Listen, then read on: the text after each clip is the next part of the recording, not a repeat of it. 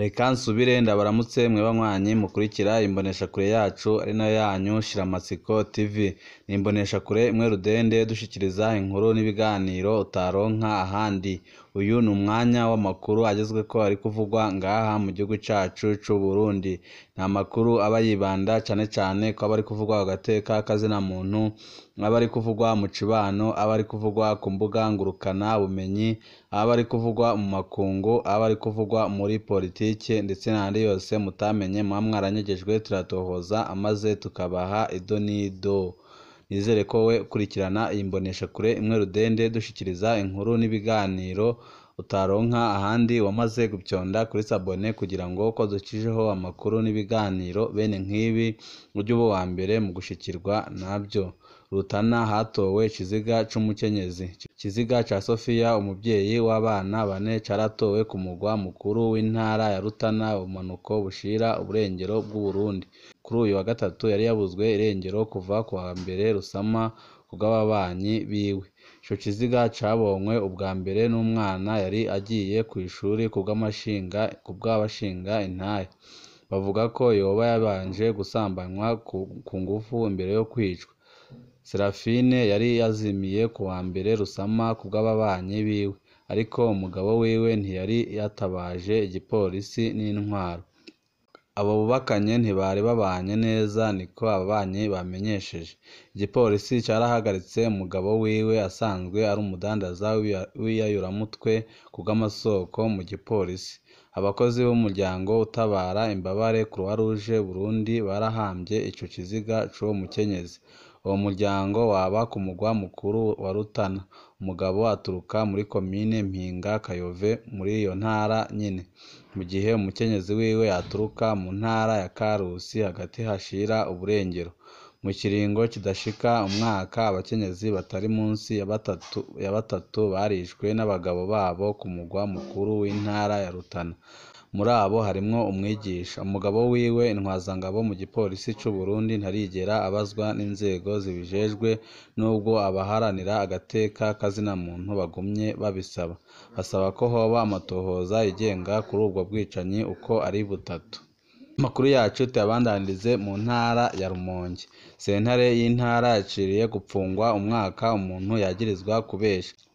Evariste Nzigamiye ku mutumba Rumonyi zone Mariza yo muri komine Barambi mu ntara ya Rumonge ubumanuko bushira uburengero bw'u Burundi yaraciriwe igihano co gupfungwa umwaka kuri uyu wa kane. Ategerezwa kandi kuriha ibihumbi 500 by'amafaranga y'amarundi nk'indishi y'akababaro. Sentare y'intango yamwagirije kubeshera murumuna wiwe. Yari yavuze ko uwo mwene wabo atunze ibigwanisho. Amatati y'amatongo yoba ariyo ntandaro y'iryo remetanya. Muri urwo rubanza rw'ikibereraho icariho c'umushikirizamanza yagirije Evariste Nzigamiye kuba yavuze amajambo yo kubeshera mwene wabo, umusirikare wo mu gisirikare c'u Burundi.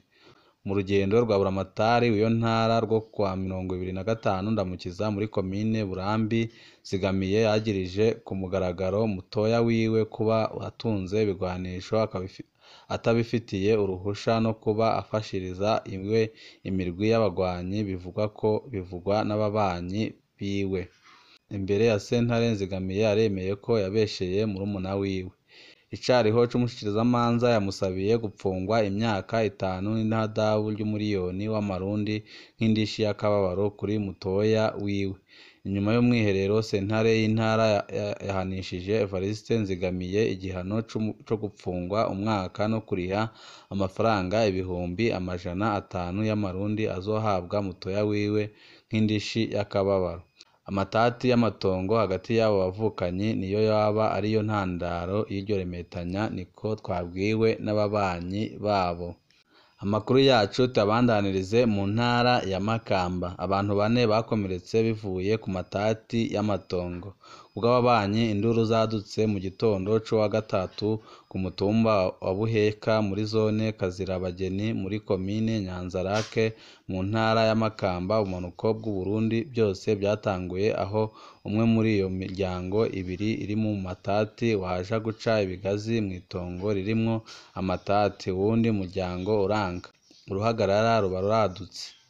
Ayo matati ahagaze ku mukenyezi yari yarongowe ku witwa Rufaya kubw'amasoko yaho nyine. Hageze igihe uwo mukenyezi wa Rufaya aja kubana n'uwundi mugabo mbere babyaranye umwana.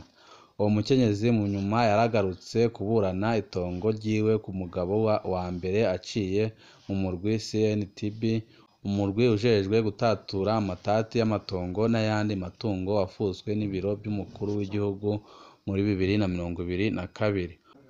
Uwo mupfakazi yabaye umugore wa mbere kwa Rufaya yaronkejwe imetero kwadarate 50 n'uwo murwi, nk'uko bimenyeshwa n'abashingantahe bo ku mutumba. Abana bavuye ku mugore wa kabiri bashyigikiwe na buramatari wa Makamba bagombye gukurikirana nyina wabo kuri iryo tongo, ibyo abasigwa ba Rufaya babankiye. Abo basigwa ba Rufaya batomoye ko badashobora kwakira abana bava mu wundi muryango mu itongo ryabo. Nubwo hari ingingo ya CNTB yari yahaye imetero kwadarati 50 umupfakazi, buramatari François Ngozirazana we yategetse ko iryo tongo ryose rigaburwamo kabiri. Inyuma y'inshuro nyinshi bagerageza kugabura iryo tongo, umuryango uvuga ko ari wo ufite iryo tongo waciye witura umushikiranganji w'intwaro yo hagati mu gihugu kugira ngo ahagarike iyo ngingo. Hari muri Ntwarante guheze. Kuri uyu wa gatatu rero ayo matati yatumye hakomereka abantu 4, babiri mu muryango umwe muri iyo iri mu matati. Ubu bariko baravurirwa ku ivuriro ryo muri ako karere. Kuri uwo mutumba nyine abandi bantu 2 bari bakomeretse bivuye ku matati y'amatongo, akaba atamezi 2 yari bwahere. Abo mu muryango umwe bari bateye uwundi muryango bari mu matati, bakomeretse 2 bo muri uwo muryango. Abikekwa kugira ico gitero barahagaritswe bapfungiwe mu ibohero rya Murembwe mu Rumonge ubumanuko bushira uburengero. Amakuru yacu tuyabandanirize mu Rugazi. Abakozwe ko n'inyuzurira basaba ubufasha bwihuta. Abantu 5 barapfuye abandi benshi barakomereka. Ibyononekaye muri iryo sibe byerekana ko kandi ko hari amazu 160 yasituwe ibice, ayandi asiduka yose mu ijoro ryo kuri uyu wa kabiri Rusama, bivuye ku mvura nyinshi yaguye muri zone Rugazi mu ntara ya Bubanza uburengero bw'u Burundi. Imiryango yakozwe ko isaba gufashwa byihuse kuko iri mu kaga gakomeye cyane. Zone Butavuka iri mu zakozwe ko cyane niyo myuzurira. Amazu arenga 40 yarasidutse. Imiryango 3 niyo yakozwe ko cyane gusumba iyindi, aho abantu 7 bakomeretse bakaba bari mu bitaro.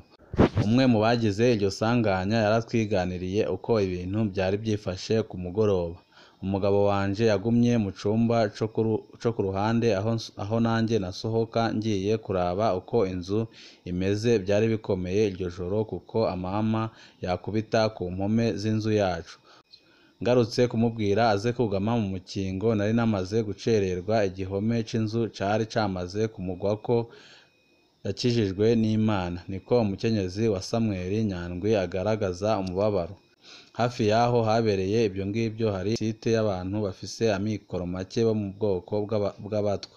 Yubatswe haraheze imyaka 10. Imiryango irenga 10 ibayeho mu buzima bubabaje rwose. Amazu 15 yakozwe ko umugabo n'umugore hamwe n'abana nabo 2 bari mu bitaro bivuye ku ruhome rw'inzu yabo rwabaguye. Byasabye amasaha 4 kugira ngo babakureho ibinogo banabasange bagikomeye. Turafise ubwoba ku miryango amazu yabo yasenyutse. Ninde azabubakira?